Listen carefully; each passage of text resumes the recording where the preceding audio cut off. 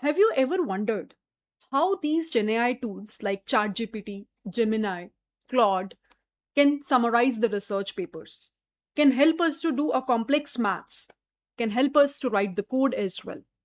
Is it something predicting the next word token or maybe something beyond that? Hi everyone, this side Priya Bhatia, and today in this specific discussion, we will be talking about LLMs, large language models. Many people have a misconception that LLMs are just the transformers based architecture and nothing beyond that. It is partially correct. When you talk about LLMs, there is a lot more beyond that. Today, we will talk about that specific aspect. In this specific advanced AI series, this is the episode number 3, where we will talk about LLMs in a lot more detail. We will discuss that how the pre-training happened and why they're called as a large language model, how the post training will happen using the SFTs and RLHF, and why it is actually important. Many people know about the context of uh, pre training, but there are very few people who knows why it is important to do post training as well. So today we will deep dive into it, and I'm pretty sure that you all are enjoying this series because I'm seeing the as of now the likes, the shares, the comments as well. Thank you so much for supporting this. Please keep on continuing that because that will eventually help me to motivate and launch these kind of interesting episodes. I can genuinely promise you that each and every episode will bring a lot of insights which you might never ever have seen. One thing, one request from my end, ki whatever you will understand, try to summarize your learning in the comment section because that will only not only help you out in terms of getting a motivation that okay, when I spend my 2 3 hours, this is what I have learned, but also if somebody else coming on this specific platform and viewing it for the very first time, they will get a quick summarization of the entire video. So definitely anyone who will give a best comment, I will like it. I will try to mention that and shout out to that specific learner in my next video as well. With that, let's get started and we will try to understand about LLM.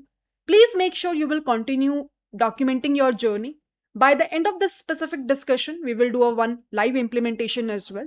I will showcase you with Gemini API key interesting facts via how can we make sure that we can call LLMs and we can get a response as well. So stay tuned and try to watch these discussions till the end. Then only you will be able to get the amazing insights from all these episodes. With that, let's get started. I hope everybody knows that uh, full form of LLM, which is large language models. By the end of this discussion, I will share with you one reference video, which I personally refer a lot in terms of upskilling myself. I hope everybody knows the creator of this OpenAI large language models stuff, Enrich Karapathy. So I used to watch his videos, and I personally, admire him a lot in terms of whatever work he has done in this specific field. So just before this specific session, also I was just uh, going through with his videos, and it is quite insightful. I really want that once the session will get over, you guys will also have a look onto it. Okay.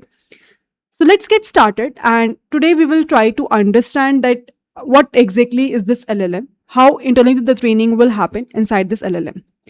So when we talk about language models, first of all, what do we understand by that? I think everybody knows about it. What is the meaning of language models?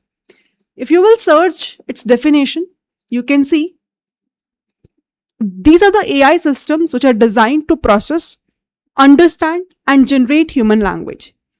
The work is by analyzing the text to predict the likelihood of sequences of words. Modern large language models use deep neural networks. For example, over here they have mentioned as transformers to power the chatbots, translation, and the code generation task. So I hope that everybody is able to understand the literal intuition behind language models. So when you will call that, okay, this is a language model, wherever the task is to predict the next upcoming words. And that's how the complete, if you will see, generation world is going on. So when we talk about language models, the main focus will be that how will we able to generate the next specific word, next specific token, given the previous input features. So over there, conditional probability or Bayes theorem will work, and internally it will try to get the likelihood or the probability of the possible words, and whichever word is having a higher probability, that specific token will come up front. And that's the whole process what we have in the language models. Now there are two things which are happening internally when we talk about large language models. First phase is what we called as you know training phase, pre-training I usually call it as, and second phase is called as post-training or fine-tuning phase. So what is happening in the very first phase? You will observe that first phase talks about the pre-training of the given model. Over here I have mentioned as well whatever be the important things we will cover up today. So over here in the pre-training phase, what will happen is the main focus is to predict the next token or the next possible word. That's the whole point, that's the whole focus, right? Now eventually what happens, let's say we will be having a very huge corpus. For example, let's say I will search maybe any specific person. Let's say we will search about Sundar Pichai. Okay. Now, as soon as I'll search about him, I'll just open a Wikipedia, and over here you will observe that when we're observing that this complete sentence, complete paragraph, what is happening internally is that my model have to learn about the bone part, where in which specific year exactly he has boned. My model have to learn the CEO of the Google since 2015 and CEO of its parent company Alphabet since 2019 and so on. So at every point of time, it is taking, let's say, 2 or 3 words as an input and predicting the next possible word based on its probability concept. So all in all, it's a kind of a auto-regressive task where the focus is to first of all take the given text of words, convert it into the embeddings. It will be able to get the word embeddings, and after that there will be a LLM model, you can imagine, which will try to predict the probability of all the possible words which we can have, and whichever word is having a higher probability, it will take that as forefront. So how this auto-regressive loop looks like, let me share with you a snapshot. And just after looking onto it, you can just let me know that is this something which makes sense to you. So this is the snapshot I am sharing with you all with respect to the working of LLM. See this? This is the very first phase which we are talking about. This is the very first phase, which we are calling it as a pre-training phase.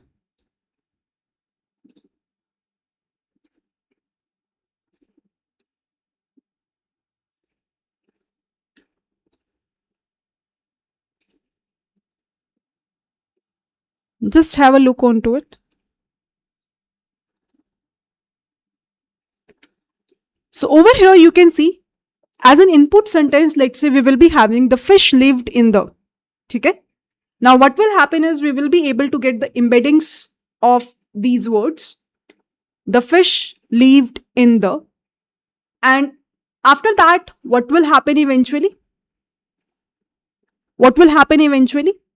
Over here you will be able to observe we have a LLM model sitting inside, and it will be able to predict the next word probability of sea, followed by blue, followed by river, followed by ocean, followed by wind, followed by under, bicycle. So whatever words it is having inside the corpus, it is trying to get the probability of those possible words. Now it is saying that the probability of C is quite high, quite huge. So next token chosen will be blue. And then the same thing will happen. Now the input sentence will become the fish lived in the blue. Again, we have a LLM model, and the next specific possible words probability, highest probability will go to C. So the next possible token will be C, and so on. Now, internally, we know that inside this, to understand that context, what is working is the transformer architecture only. So transformer architecture is applying that attention mechanism, and with the help of the concept of that query, key and value, it is providing the attention score that we have learned in our last class. And based on that, it is trying to understand the context vector. And based on that, it is giving us somehow the probability that, okay, the fish is more suitable or relevant in a context with sea as comparable to blue, river, ocean, when, under, or bicycle. So that is how basically we will be able to get the output score as well. I hope it is clear to everyone. All good? Shall we move further? So there are two things we have inside this specific architecture. Inside the LLM, we can see that there are two things that we have. What are those two things? First one is what we call as a architecture. Another one is what we call as a system. When we say architecture, architecture wise, we are saying that transformer is the architecture which is working internally to get the understanding of the given text. Okay? That QKV maths will be there, that attention heads will be there to understand the context of it. And then the second thing is LLM, the whole system, the whole engine, which has already been filled with the trillions of parameters to help us to get the next predicted word, next predicted token. And that's how the training pipeline will be done. So we will be having an architecture working in the internal part, which is helping us to provide the attention score. We will be having the data, which we are feeding in, which is a input sentence followed by the embeddings of it. And the training will be going on to predict the next specific token. And this process will keep on going until we reach to the end of our given document, end of our given corpus. And that's the reason why it is called as large language model, because it is being trained on a very huge corpus. You can imagine that the data that is available on the web is too huge. So the tools like ChatGPT, the tools like Gemini, they have been trained on all the publicly available data set. And that's why they're called as large language models, not the small language models. Is it fine? Is it okay? All good? So I have another picture to share to demonstrate whatever pointers I have talked about. And I feel that now it should be easy for you to understand the picture as well. But yeah, let me share with you. And you can just let me know, is this something which makes relevancy with respect to whatever be the concept we have covered up.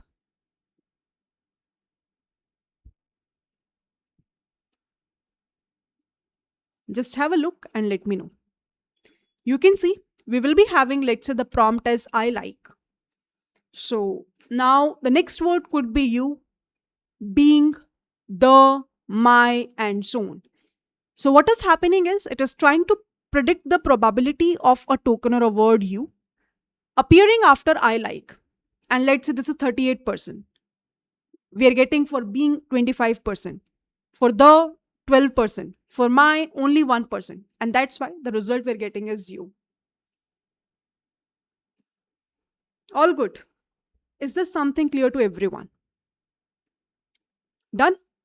So that's the first step, which is what we are calling it as a pre-training. Done? Or this step is also called as self-supervised learning, where the main core focus is to predict the next specific word. Okay? The main core focus is to predict the next specific word. All good? Can I get a quick confirmation from everyone? Now let's talk about what happens next. Let's say pre-training happened. Let's say self-supervised uh, learning happened in a deeper way. We will be able to train the model well. What's the next step? Now, for that, I have to go back to my scribbling, because now the role of neural network will come into picture. So I have one image with me. Let me just try to open that. Mm,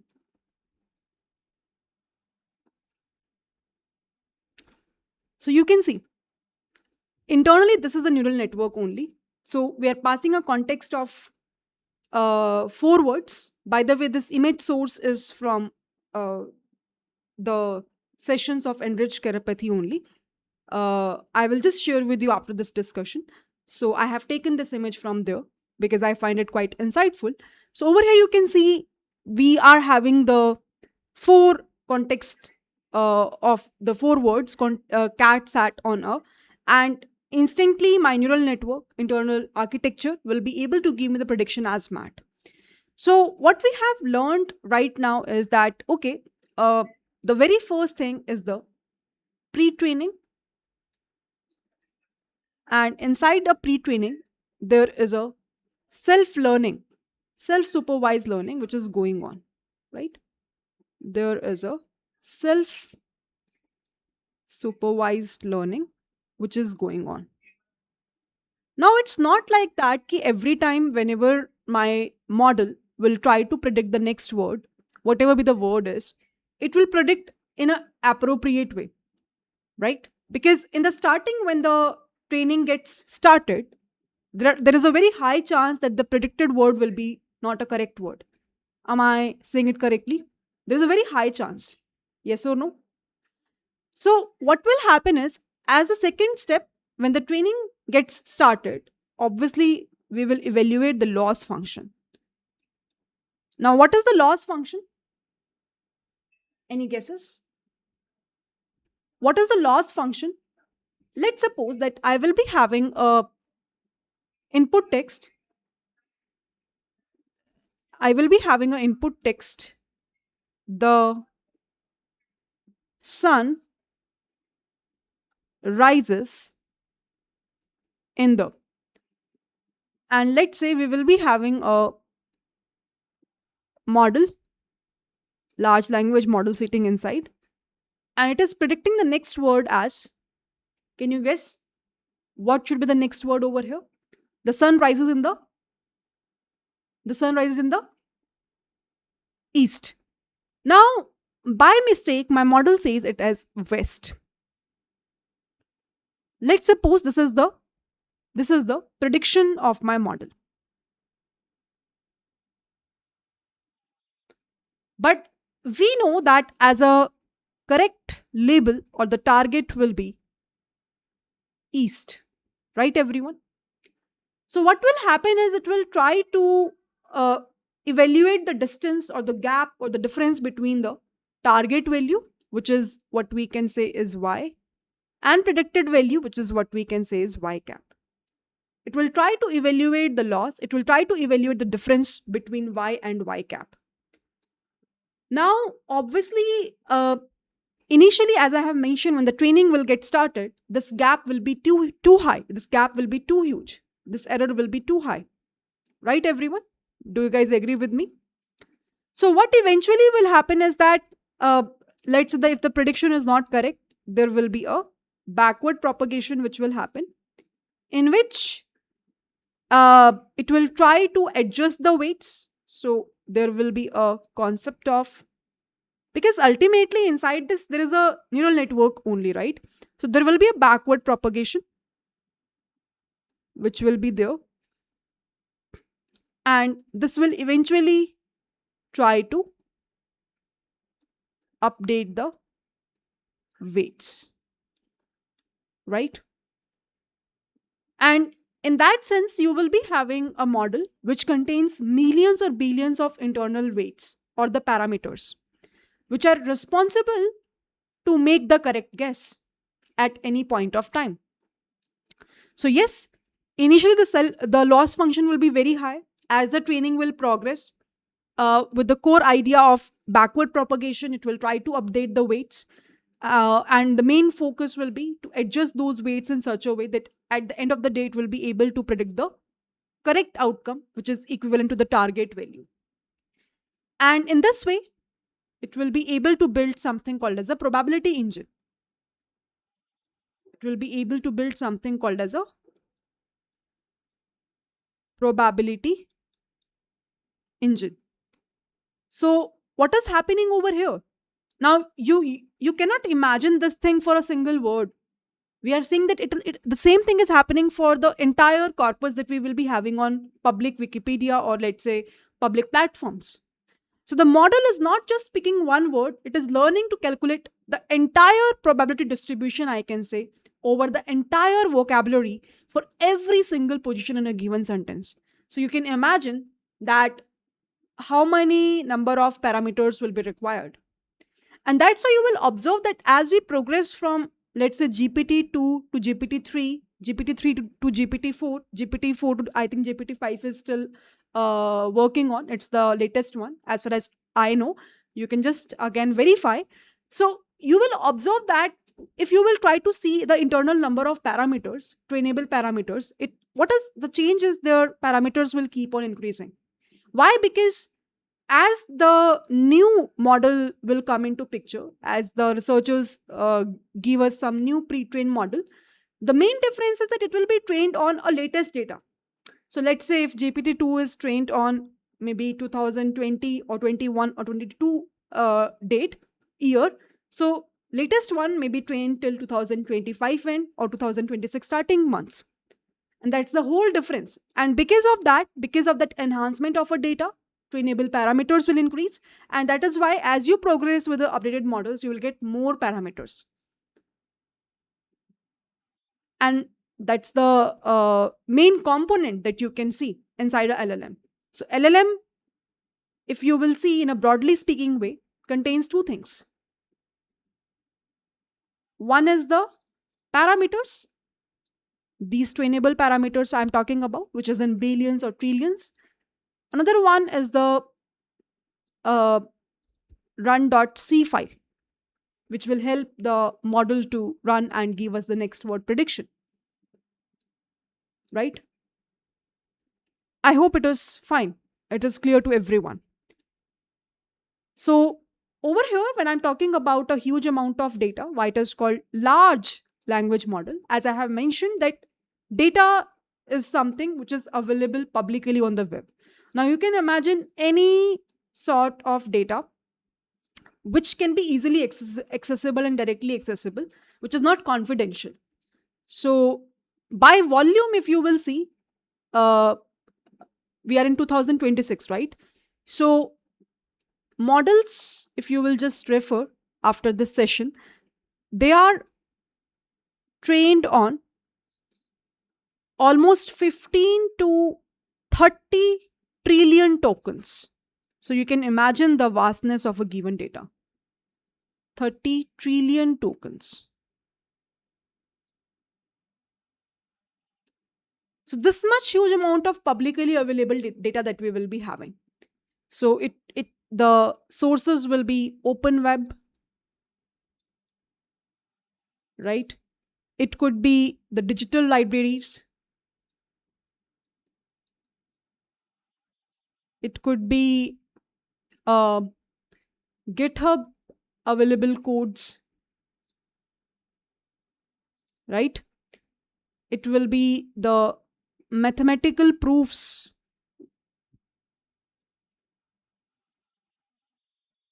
right? And so on.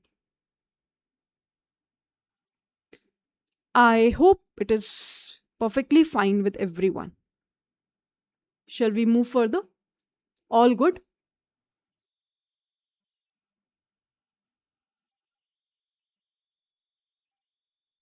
Yes. So now you can imagine this entire conversation that we have done into a very similar analogy, which I'm sharing with you all. Just read it out. Let's suppose, oh, what happened? You can see this. Let's suppose there is a person who can read 1,000 pages per second. I know it's not feasible, but you can imagine because it's a machine, so it can do that stuff. So we can imagine that, okay, there is a person who can read 1,000 pages per second, and that person is spending 24 hours a day, 7 days a week. And let's suppose that person is spending 6 months straight reading every single scrap of textual data which he can find or she can find. They don't have a teacher to explain what they are reading. They are just observing the word. For example, the cloud often appears near rain. Def in Python is usually followed by function name and so on. So it's like अगर कोई बंदा 1,000 page को एक एक second में पढ़ रहा है और वो कॉन्टिन्यूसली पढ़ रहा है बिना किसी ब्रेक के, 24 घंटे 7 दिन बस वो पढ़ी जा रहा है, पढ़ी जा रहा है, पढ़ी जा रहा है, कोई उसे सुपरवाइज नहीं कर रहा, कोई ऐसा सुपरवाइज ट्रेनिंग नहीं हो रही, कोई उनका मेंटोर नहीं है, कोई गाइड नहीं है, जो भी उनको एक्सेसिबल रिसोर्स मिल रहा है अपने पब्लिक प्लेटफॉर्म पे, that specific thing, that person is just reading reading reading reading. अब होगा क्या उससे कि हो सकता है कि उसे बहुत अच्छे से कॉन्टेक्स्ट नहीं पता हो, बट इतना आइडिया लग जाएगा कि लेट्स से क्लाउड आ रहा है तो वो क्लाउड रेन से कुछ ना कुछ कनेक्शन है उसका. डेफ कीवर्ड आ रहा है, पाइथन से कुछ ना कुछ कनेक्शन है. ऊप्स अगर कोई बोल रहा है तो प्रोग्रामिंग लैंग्वेज से कुछ ना कुछ कनेक्शन है. क्या है, क्यों है, वो एक अलग स्टोरी है, बट हाँ चीजें पता लगनी शुरू हो जाएंगी. Do you guys agree with me? So this is where the researchers built in LLM called as a base model. इसको क्या बोला गया? इसको बोला गया बेस मॉडल. अब इसे हुआ क्या? इस बेस मॉडल से, जिसे हम फाउंडेशनल मॉडल भी कहते हैं, जो कि सबसे पहले बिल्ड हुआ, फाउंडेशनल मॉडल भी बोला गया इसको. अब इसे हुआ क्या? मेरा मॉडल इतना समझदार हो गया कि वो 3 चीजें अब अच्छे से कर सकता है. क्या क्या? पहली चीज, grammar. There is a mastery of grammar, क्योंकि अब उसने इतना अच्छे से पूरे डेटा को पढ़ लिया है, इतनी अच्छे से उसकी ट्रेनिंग हो गई है कि it knows exactly how to structure a sentence in 100 of languages. क्योंकि ऐसा भी नहीं है ना कि हमने सिर्फ इंग्लिश ही प्रोवाइड किया है. आज के टाइम पे आप अगर चैट जीपीटी से बात करते हो तो आप हिंदी में भी कर सकते हो, आप मलयालम में भी कर सकते हो, आप तेलुगु में भी कर सकते हो, आप पंजाबी में भी कर सकते हो. You can talk in any other languages also. So it knows exactly how to structure any given sentence in 100 of languages. दूसरी चीज क्या पता चली? दूसरा अच्छी चीज क्या हुई? Which is the approximate word knowledge. It knows who the president is and how a combustion engine works because it has seen those patterns thousands of times. Right? तो उसको इतना पता चल गया कि अगर let's say ये specific word आ रहा है as an input, तो उसका अगला word क्या होना चाहिए. Approximation का आइडिया हो गया. और तीसरी चीज, पैटर्न की मिमिक्री करना. So it is an incredible pick. If you start a Shakespeare play, it will continue in that exact style. If you start a Python script, it will continue writing code. क्योंकि आप imagine कर सकते हो कि कितने बड़े data पे already इसकी ट्रेनिंग हो चुकी है, तो वो क्यों नहीं करेगा? अगर मेरे पास भी ऐसी पावर होती जिसमें मैं इंटरनेट पे जितना भी चीज़ें फ्रीली अवेलेबल हैं, एक्सेसिबल हैं, वो मैं पढ़ पाती, तो ऑब्वियसली एक टाइम के बाद मेरे दिमाग में वो चीज़ें सेट हो जाती. बट इट्स लाइक कि हमारे पास इतना पावर है नहीं as a human being. And that is the ability of AI. That is the ability of Gen AI tools.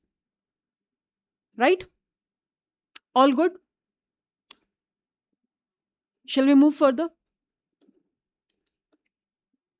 अब इनिशियली जब रिसर्चर्स ने ये सब काम किया तो they were very happy with the baseline model itself. They were very happy with the results, क्योंकि जैसा कि मैंने बोला कि हमारे पास एज अ ह्यूमन इतनी पावर नहीं है कि हम पहली बात तो 24:7 पढ़ सकें, हम 1 घंटा 2 घंटा फोकस से बैठ सकते हैं, उसके बाद we need a break, we need a rest, right. और क्वालिटी स्टडी के लिए हम एक लिमिटेड टाइम तक ही अपना टाइम डेली बेसिस पे स्पेंड कर पाते हैं। ऐसा तो मैंने किसी को भी नहीं देखा कि जो बोले कि मैंने अपने 24 आवर्स में स्पेंड करता हूँ पढ़ने के लिए। हमें खाना भी चाहिए, हमें सोना भी है, सब कुछ एक प्रॉपर ऑर्डर में होगा तभी हमारा सिस्टम जो है प्रॉपरली वर्क कर सकता है। So over here, we have seen that this is the core limitation of a human being as comparable to any Gen AI specific tool. And they understood the power of it. Now they start realizing that if we try to give enough data, we'll get more better results. And that's what happened. They observed that initially when they are passing, let's say they were having 10 billion parameters in a given model, the results which they were getting, the model might be a terrible coder. It was not giving the effective results. Terribly. It was giving so bad results. But as soon as the 10 billion parameters were increased from 10 to 70 billion parameters, what happened is they have observed that suddenly the model starts cracking the code. The model starts cracking the code, and now my model can solve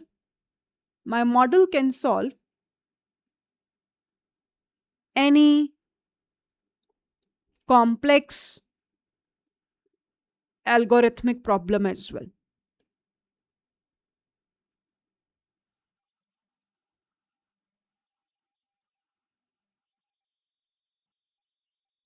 And this is kind of emergence. This phenomena is where the more you will provide, you will get better results. So, by simply feeding a transformer more data and letting it run on GPUs, what you were doing is you were unlocking the capabilities, reasoning capabilities, I would say, of the chat GPT based models that were never explicitly programmed into the maths. Previously, when we learned about machine learning, when we learned about deep learning, I mean, we need data which is labeled. We need input output mapping. Uh, we need supervised learning, right? But this is for the very first time.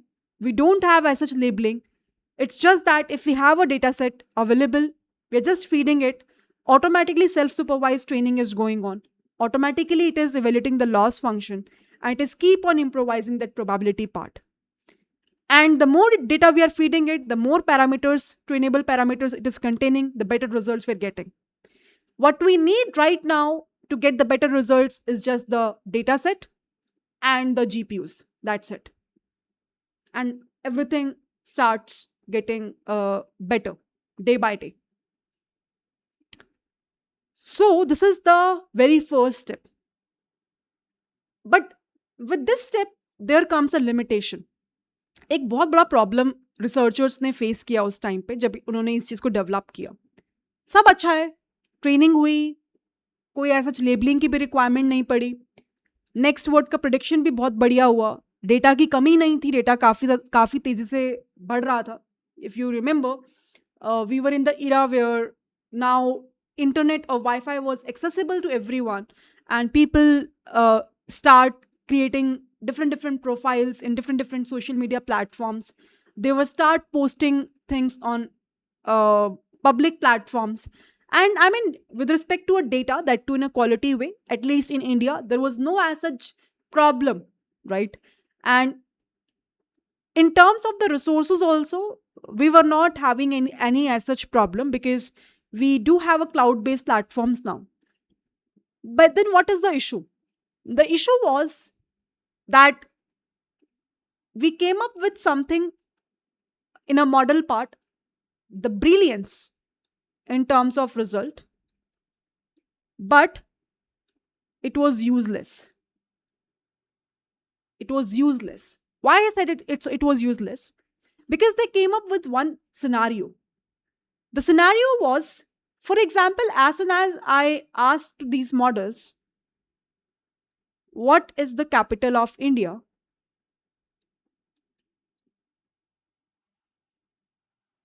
My model was not giving, my model was giving me a response like, further, what is the capital of, let's say, Bangladesh? And it starts asking me two, three more further questions. Why? Because usually on the internet, whenever these sort of questions were asked, it is often a part of a list of quiz questions. It was often a part of a list of quiz questions. So now my model have pre-assumed that whatever be these questions we have, they are the quiz questions. So they are most likely giving the next word prediction in terms of question itself.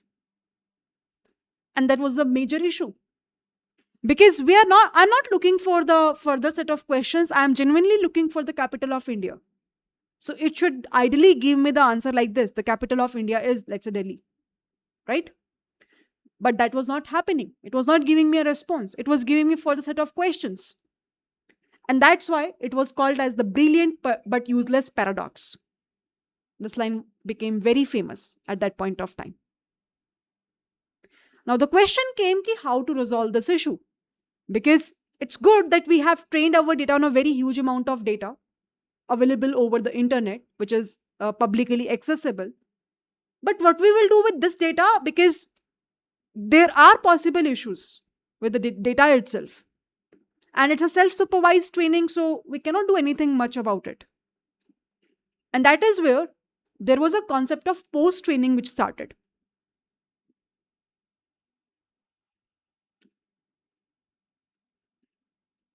Now, before talking about that concept, that post training step, do you have any questions, any doubts? If yes, please let me know. Otherwise, now we are approaching towards the second stage of training. So, first of all, pre training happened in ChatGPT and the other tools like that. And after that, post training happened. जी यहाँ पे headphone गिरा है मेरा नीचे देखो. Yep. Any questions anyone is having? All good. If there are no questions, you can just give me a confirmation in the chat window. And if there are any questions, you can just let me know. I will try to answer it.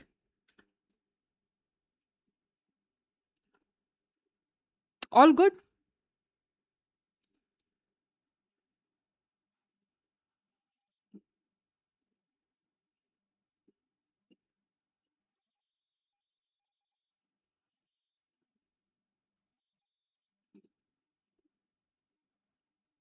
Okay. Seems like things are fine. Nice. Are you enjoying this conversation? मजा आ रहा है?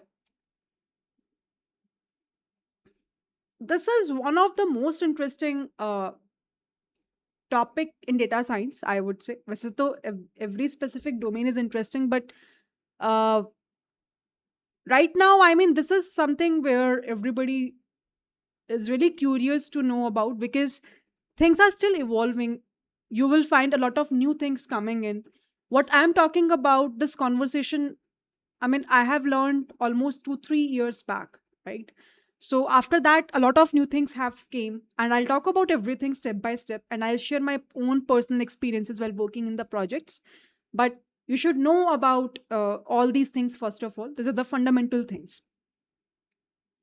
So, okay, I think things are fine. Let's go to the post training stage.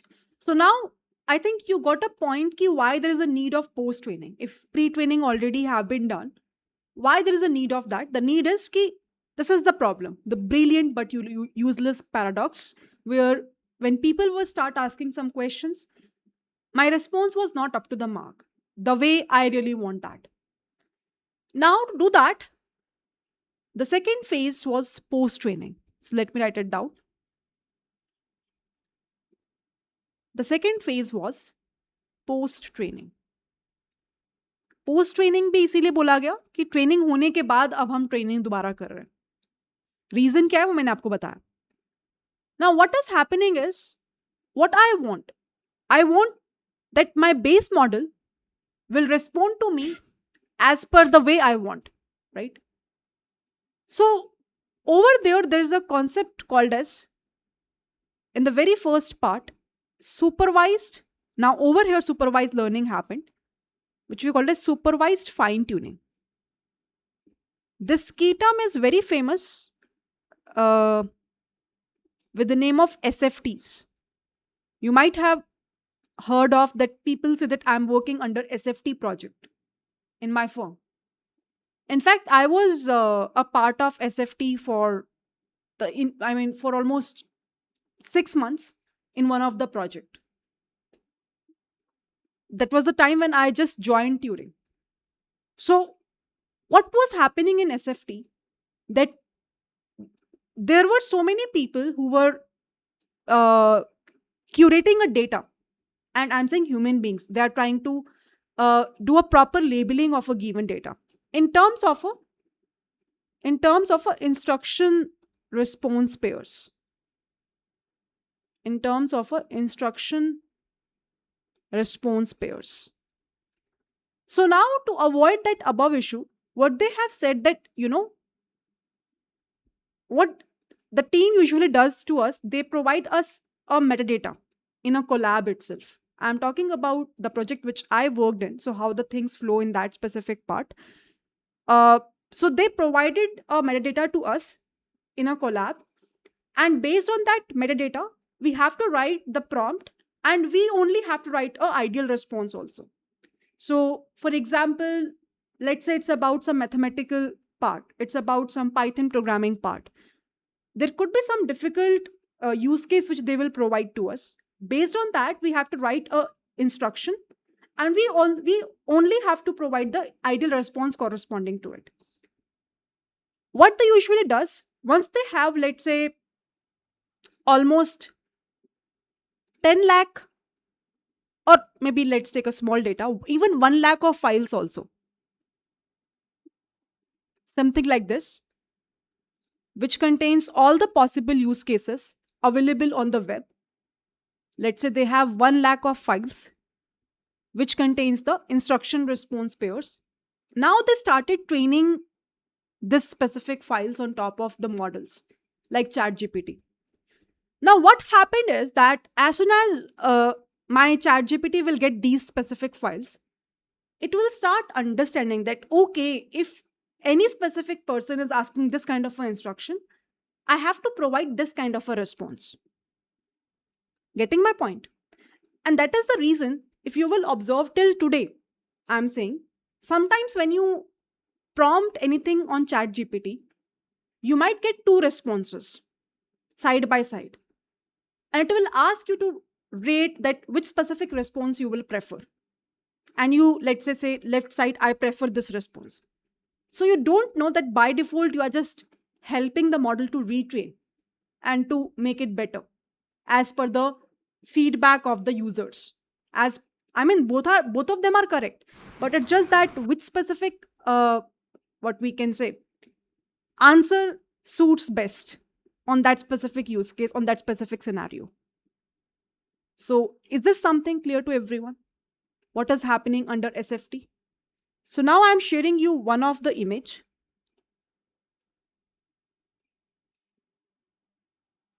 talking about the same point, and just have a look onto it and share with me, is this something clear to everyone? So we have a prompt, we have a response, training is going on. After training, let's say a user has asked the prompt to the chat GPT, it will provide a response, and based on that a rating will be provided, and that rating will be a part of our internal training again, and that's how my model will learn to get better again and again.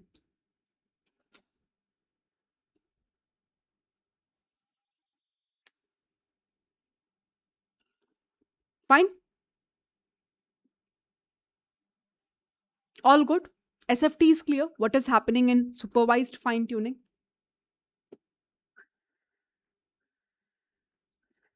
Now, this kind of training, when they try to take this instruction response pair, they try to take it as a diverse data, so that by the end of the day, my model will have a very good idea about each and every domain, what kind of responses we have to provide as a final result. Okay, all good.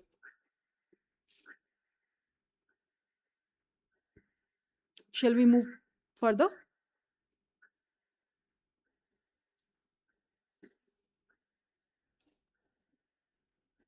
Okay. Now, internally, after the supervised fine tuning, the second step was RLHF. The full form of RLHF is reinforcement learning, reinforcement learning with human feedback.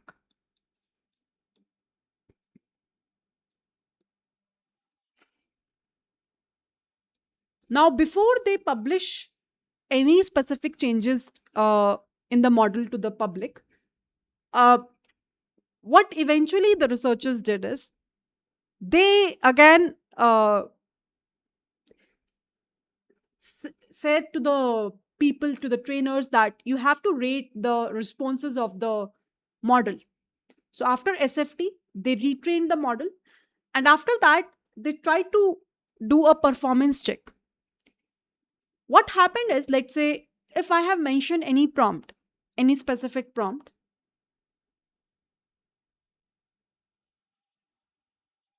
let's say user asked any prompt. Now, there will be two models sitting together. One is model A, another one is model B.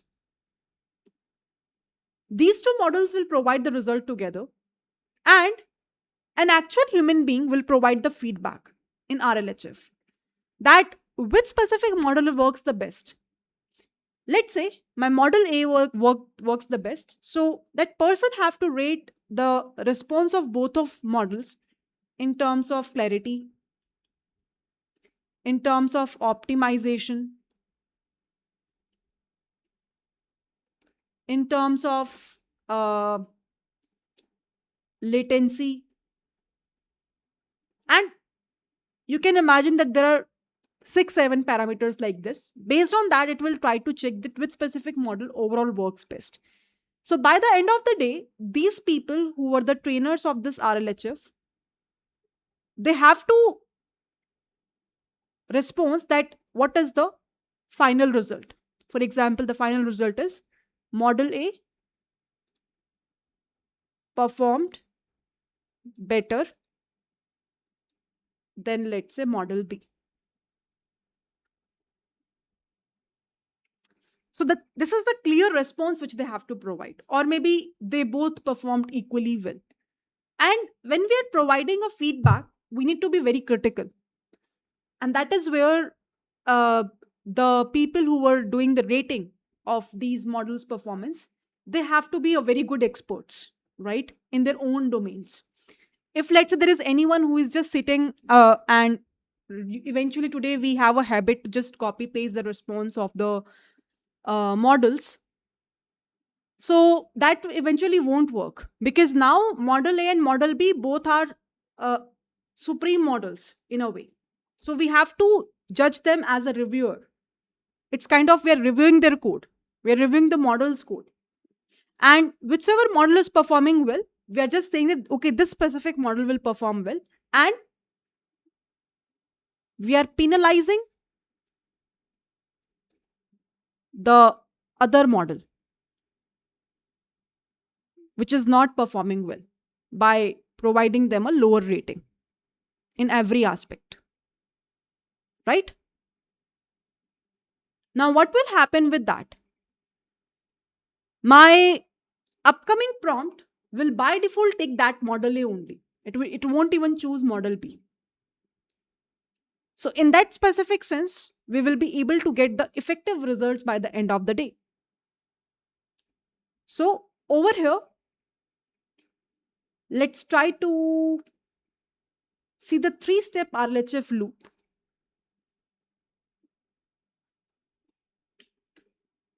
and just have a look onto it.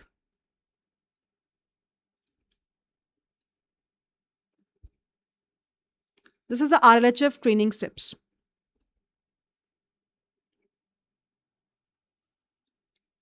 How the RLHF training will happen. Yes, this image demonstrate the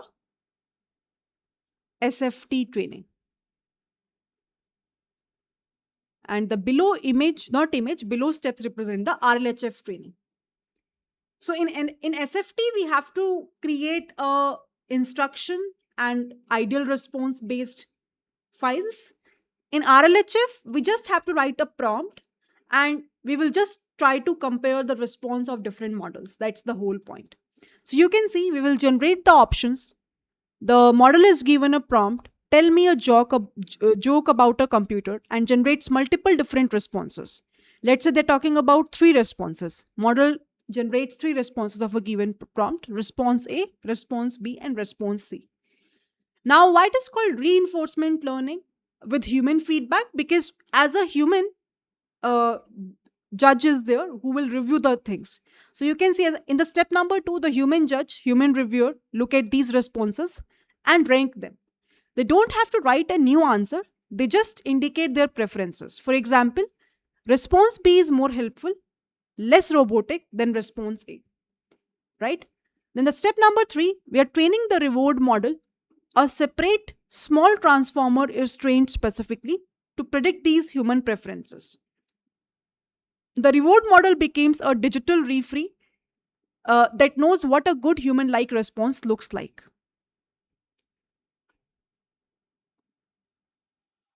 Because somehow my uh, responses, what exactly I'm preferring, if let's say I will be having thousands of prompts possible, now I cannot review all of them. So maybe I will review initial 100 or 200. Based on that, there will be a model which will analyze that, okay, which specific prompts I am preferring. And then that is rewarding the best model and providing a human like review as well. The final update is a PPO. The main LLM is then played against the reward model.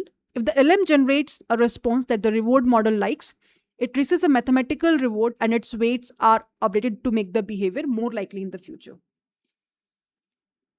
Yes. Is this fine? Is this okay? Is this clear to everyone? So, the main end goal of RLHF is to work on getting the best model responses, so that in future, if let's say we will be having thousands of different responses, my model will generate the best response out of it. That's the end goal of RLHF. It started with a human reviewer.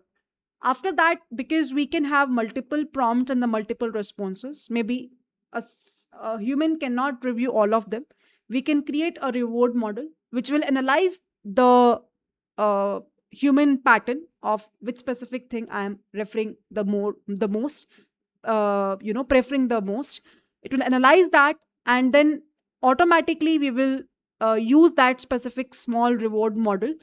uh, and whenever I will be getting a response of a given prompt, I will just try to check with the reward model. And reward model, let's say, likes any model A response or model B response. We will try to update these weights, make it higher, make it more priority, so that in future, if let's say anyone asks this kind of a prompt, that person will likely be getting that specific response only, which my reward model likes. That's the end goal. So over here, now again, we have a analogy to understand this SFT and RFT concept, the way we have learned about pre-training part. Now it's a post-training part. So you can see the stand-up comedian. Uh, Imagine a comedian who has memorized every joke in the library. So memorization of every joke is kind of a pre-training that we have done in the starting. And now that person knows how to follow a set list, है ना? किस तरीके से किस time पे किस joke को रखना है ऑडियंस के सामने. It's kind of supervised fine tuning. RLHF is the process of them performing in front of a live session or a live audience. They tell a joke. If the audience laughs, this is the human feedback. Now human touch will come into picture. They keep it in the act. If let's say the audience groans, they change their timing or they may cut the joke. Over the time, the comedian learns not just what to say, but how to say it to get the best reaction. And this combines together makes the LLM, I would say, efficient. This is the complete story of LLM training, where first of all pre-training happened and then post-training happened with the help of SFTs and RLHF. I hope with the help of this analogy, you can have a better sense of it, why SFT followed by RLHF is important, and how RLHF is improvising the responses of my model at every point of time. Ask me if you have any questions. So over here, now to share with you the RLHF training, how it is being done, just have a look onto it. This is RLHF. So there is a prompt. A goal is LLM will produce some result. Man's best friend. For example, this is the PPO. This is the reward. Now a reward model will check that is this correct or not? Is this fine or not? This is what we call as reinforcement learning human feedback.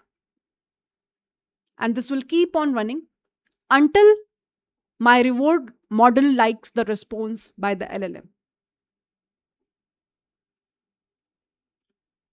All good? Is this fine?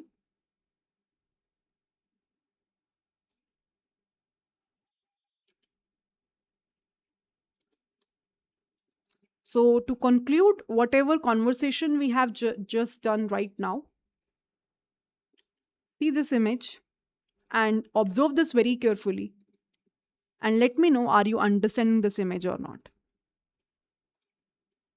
So what is happening is, as the very first step, we will be having unlabeled data, proprietary data.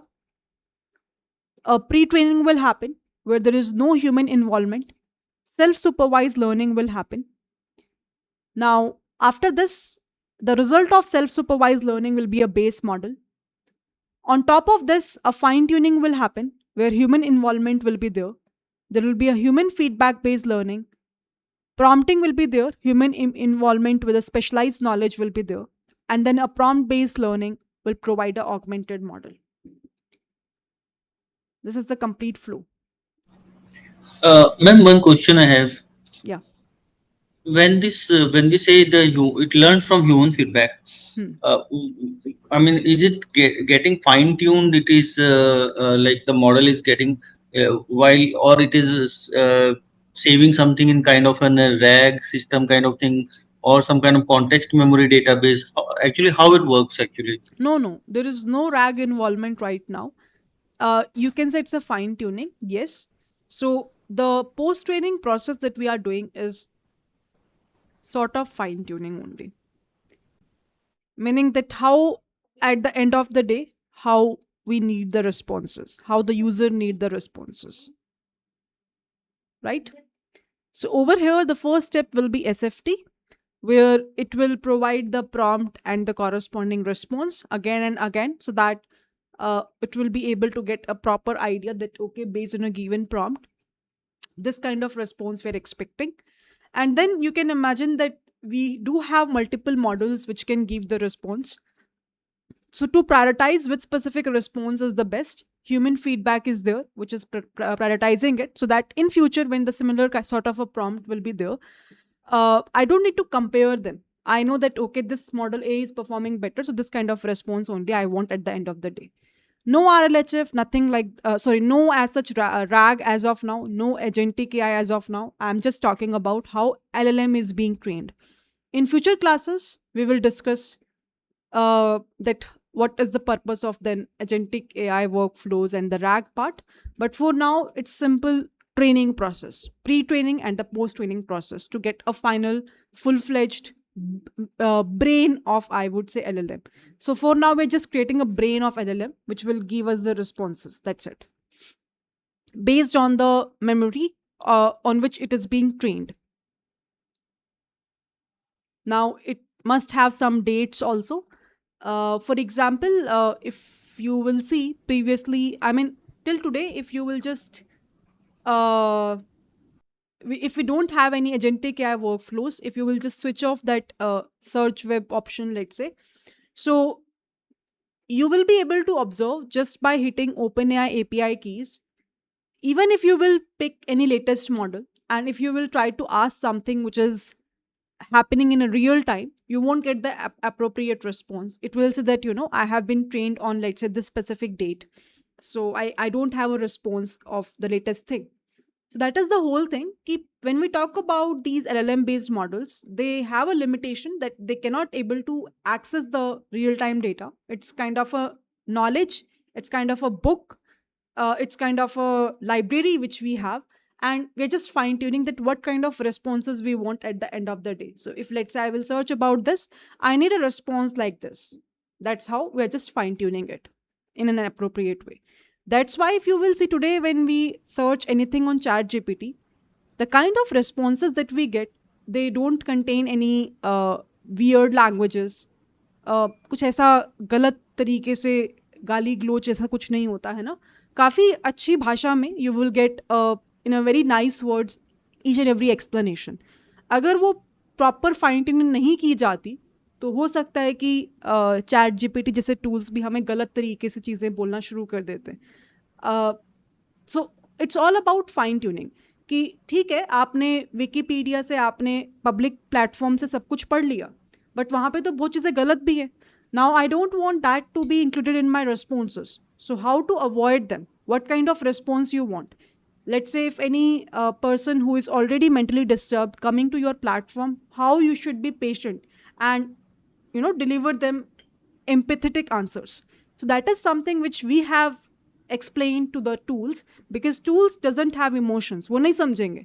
We have to explain that, okay, this is, if this kind of response will be asked from you in this specific way, so please try to answer it like that. That's what we are doing under this SFT and RLHF. Yep. Thank you. Any other question anyone is having? Otherwise, I mean, we can proceed further now.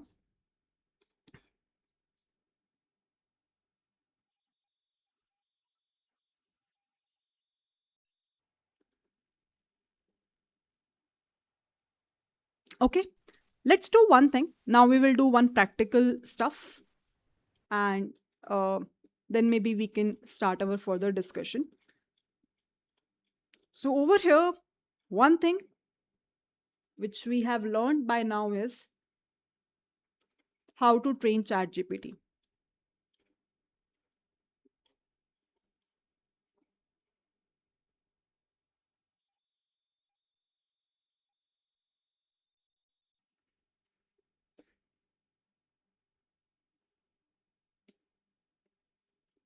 So the stage one is pre-training that we have seen.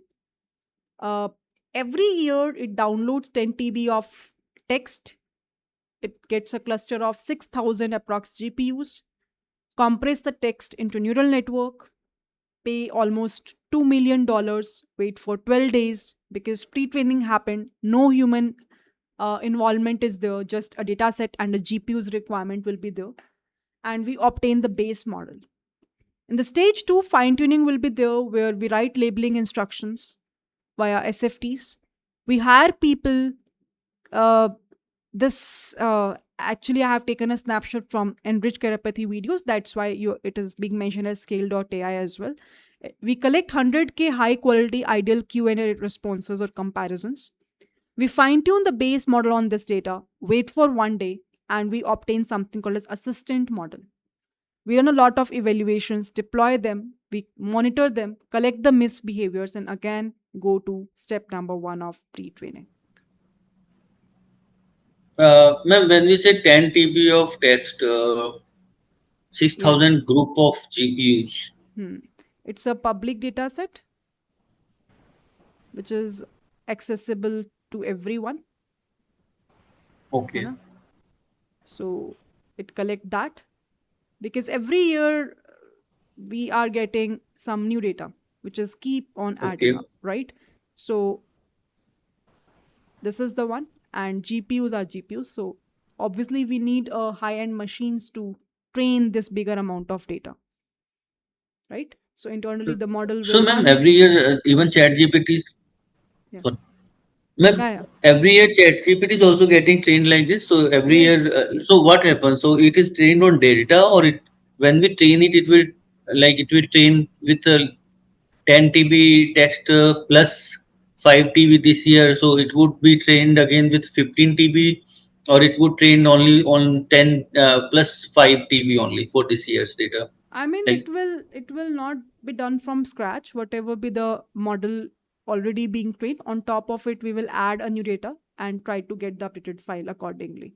That's why you will be having a different versions: GPT 2, 3, 4, 5. In future, you will get 6, 7, 8. Means it will keep on updating with respect to the new. I mean, with respect to the every year, some new data will keep on adding. So pre-trained so model we you, already have. Let's say 10 TB. hmm, If let's say new year we have 5 TB, so it will just be added as 5 TB. तो 5 TB के साथ work होगा, फिर से scratch से काम नहीं होगा. और मैम फाइन ट्यूनिंग वो हर वीक मतलब इवन हम लोग जो चैट जीपीटी का लेटेस्ट वर्जन यूज कर रहे हैं वो भी हर Hmm. वीक फाइन ट्यून भी हो रहा है क्या मतलब companies Yes, are even doing that yes, yes, yes. Okay Companies are doing that. So every week they are kind of releasing a new GPT on the I back mean, of internally, yeah, backend पे चीजें होती रह रही हैं. Whether you talk about Google, whether you talk about my God it's OpenAI, मतलब हर looks company very backend पे काम कर रही है इस चीज को लेके. लुक्स लाइक कि बहुत मतलब ऐसे कूल है लेकिन मतलब पीछे कितना वो है मतलब इसमें it's Yes, like yes, yes, marathon yes. I mean, uh, so in my firm at Turing, so this is a firm which actually is a third party, and it gets connected with multiple clients. So this Google, this Amazon, this Apple, they are the clients of this company, and obviously other clients are also there. But majorly, I have worked on these three clients in my firm, and that's the reason, I mean, I'm saying that the main work which we have done under this from the day I joined this organization is in fine tuning, where SFTs and RLHF is the main job that people were doing. And a lot of people are working under the specific projects because uh, I personally feel that I think they don't do it internally, this job. They find the companies, third party companies like Turing, or maybe they also have the other clients as well. So they, I mean, try to get the data from these forms, and they just try to integrate them. So everything is not okay directly done by them. They just pay these forms, and then these forms will provide the data set. So there is a lot of cost involved directly or indirectly in all these processes. And definitely that's why you will observe that people in these firms are also getting laid off, because these companies are heavily investing on AI specific things. So that's the whole point of it, and I think they are doing it because they're getting a benefit out of it. uh, we are, as a human being, have, as I have mentioned in the starting, a lot of limitations in terms of work. We will do 8 hours of work, we cannot do beyond that. We cannot learn everything in one go. We cannot uh, be a data scientist plus a full stack web developer plus, I mean, we cannot have hundreds of skills altogether. So why they're heavily investing on these things? Because they know that, okay, these machines have the power to work on it, and then we can have some resources which can sit on top of it to review that whether they are working fine or not. That's why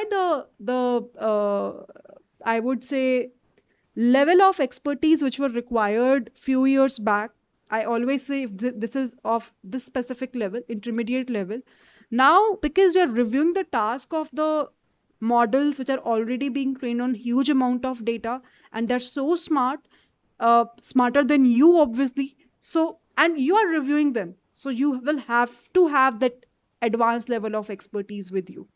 And that is the point why you should have a very good skill set in today's industry to survive.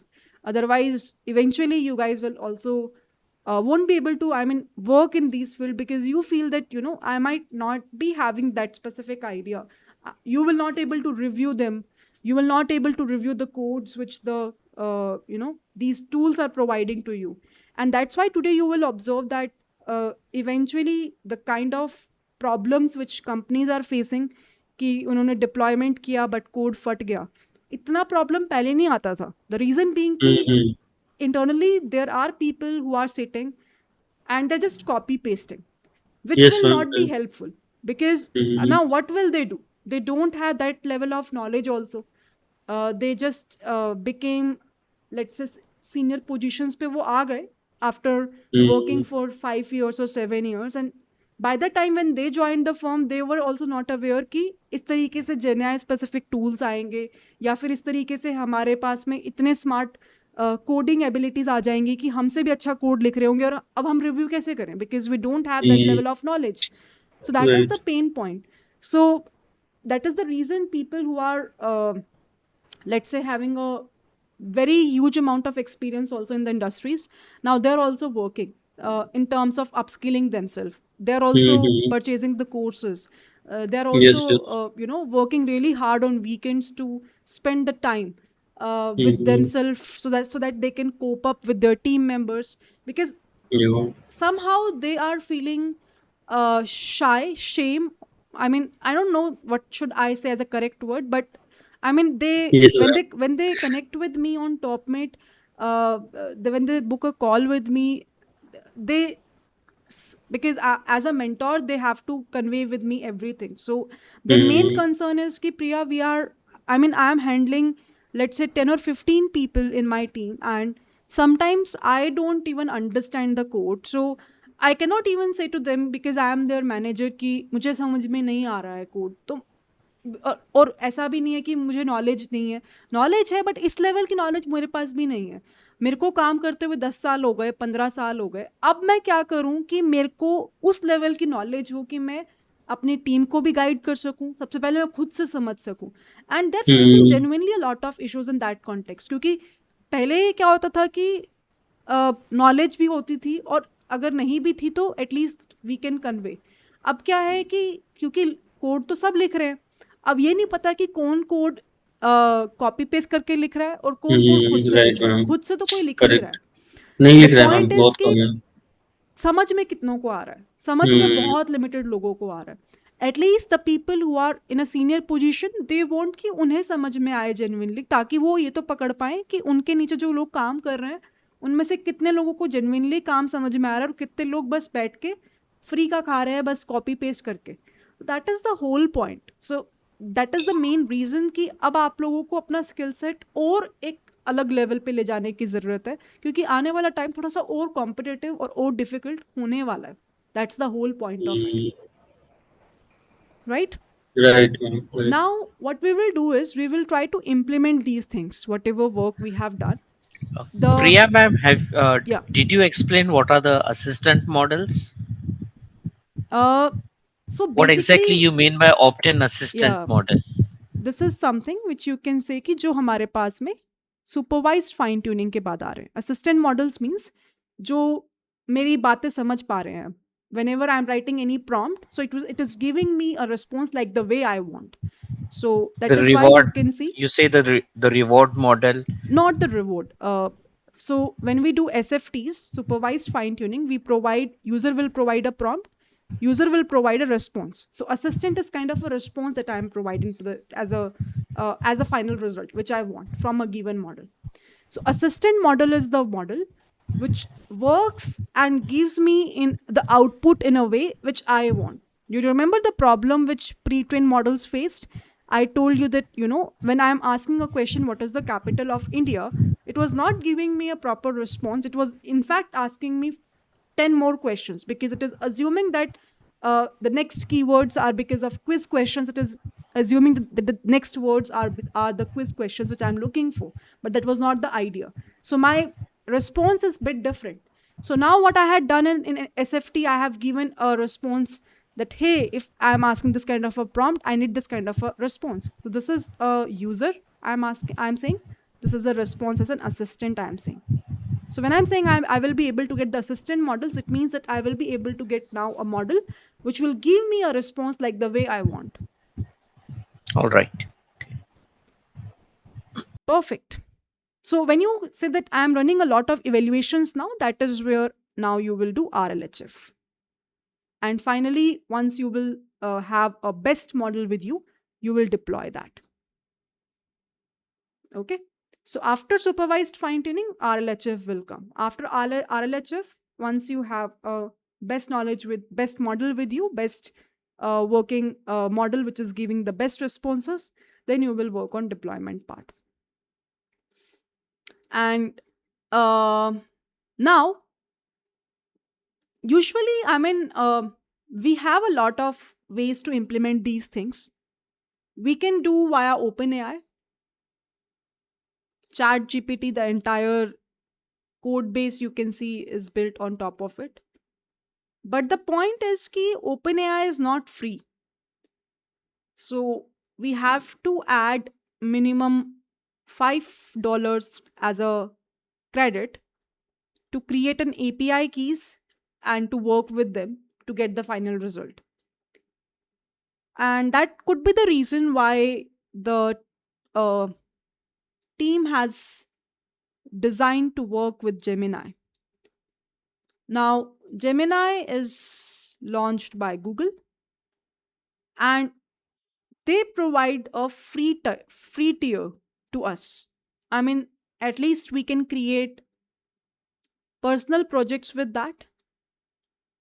Obviously, if you are working in a company, so it could be the case that you might have a premium version of it and you're already uh, charges have been credited in your account in your office mail id. You can have a look onto it. But for now, what we will do is we will be working with this Gemini because we don't want that you will spend some extra money to work on it. So now I hope that whatever things we have covered up till so far regarding the understanding of LLMs is pretty much clear to everyone. And you have seen that for Gemini we have a free tier available, and for OpenAI we will be having a we will have to recharge at least minimum 5 credit dollar. I will be using both of them in my series. So for now, let's get started with a Gemini API key. So what you have to do, you just have to create an API key. For example, maybe this is Gemini API key 2. If I'm creating it again, I will add a project and I'll just click on create key. As soon as I'll click on that, it will take some time, and after some point of time, the key will be created. So you can see this is the API key. You can just copy the key and you can just save it over here. Then I'm going back to my collab. Over here, you will observe that there is a button in the collab in the left pane, security button. Sorry, secrets button. Inside the secrets button, you will go and you can add your Gemini key. For example, I have already added. If let's say you want to add a new, so you can just mention your key name. I think this is Gemini API key 2. So you can just mention it as Gemini, maybe I'll say API key 2, and I can mention the uh, key, whatever I have, and I can just save it. Done. So this is my Gemini API key 2. Now, whatever key you want to use, for example, I just want to use this Gemini API key 2, which I have created right now. I can just mention inside this in my code. Now, the point is ki, Gemini will have their own syntax. Gemini is launched actually by Google. And when we talk about GPT, it's by OpenAI. So they have their own format, right? OpenAI format you will find kind of standardized, used in multiple SDKs. So over here you will be able to observe the very first task is to retrieve the API key, and then we will instantiate the Gemini client. So let's try to do that, whether it is successful or not, and then we will talk about further. So let's wait for some time. It is just connected.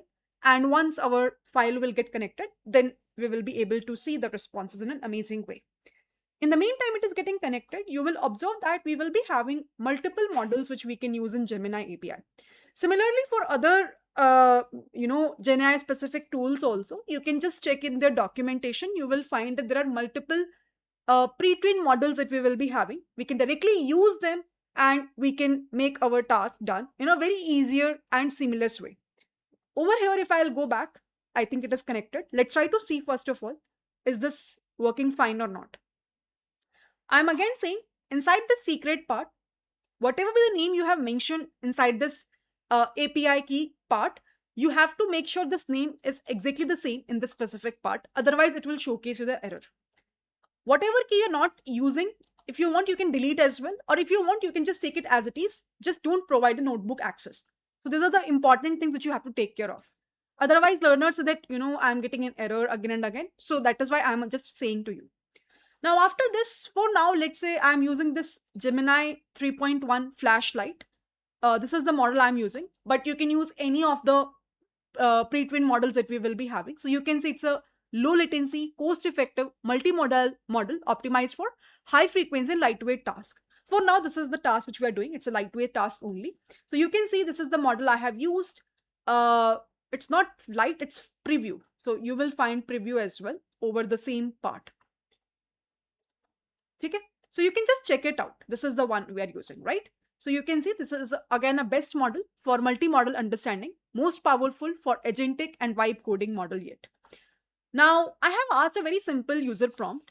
Explain why the sky is blue in exactly one sentence. And over here, you will observe that as soon as you want to trigger that specific query to the LLM, what you will say that, hey, generate the content. I am providing the model ID, which contains which specific model you have to use. And in the contents, I will provide the user prompt as well.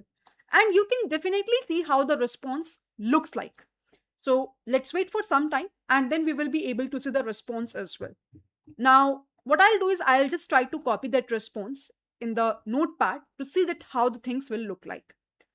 After that, what I had tried is I have tried to give something which is a private or a real-time information just to check that how LLM is behaving in that specific case.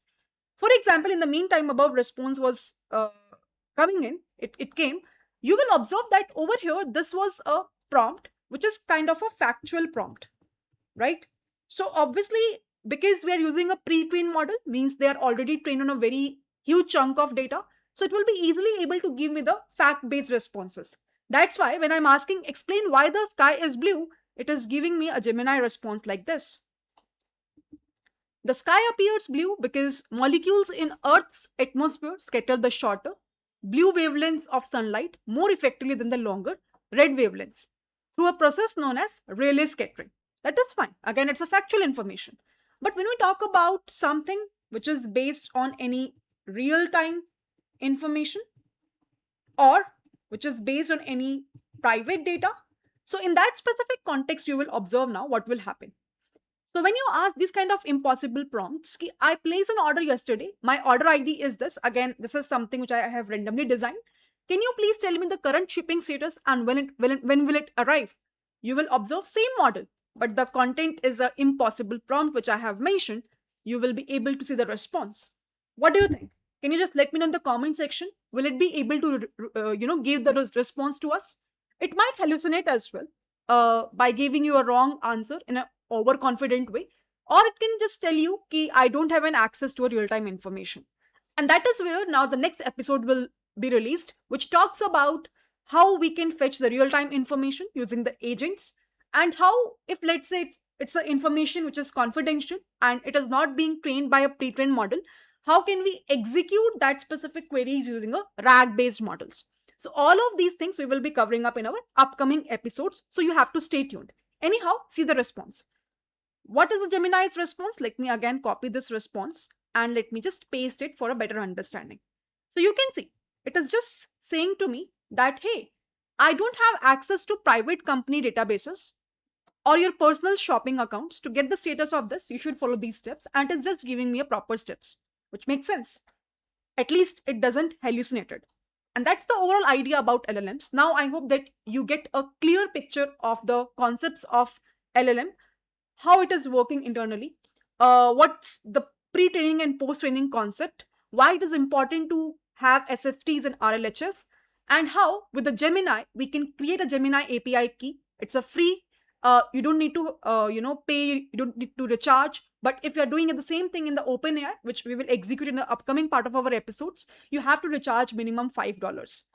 Over here, this is also important that we need to import all the required libraries. Okay. With that, I think we have understood the entire LLM introductory part, and I hope that you find these discussions very helpful. If you do, please hit like button. Please share this video with everyone. Make sure you subscribe to the channel because new episodes will release every week. Minimum one, maximum two, as I have mentioned. And with that, I will see you all in the episode number 4, where we will discuss another amazing things in the advanced AI series. Bye bye, everyone. See ya. Take care.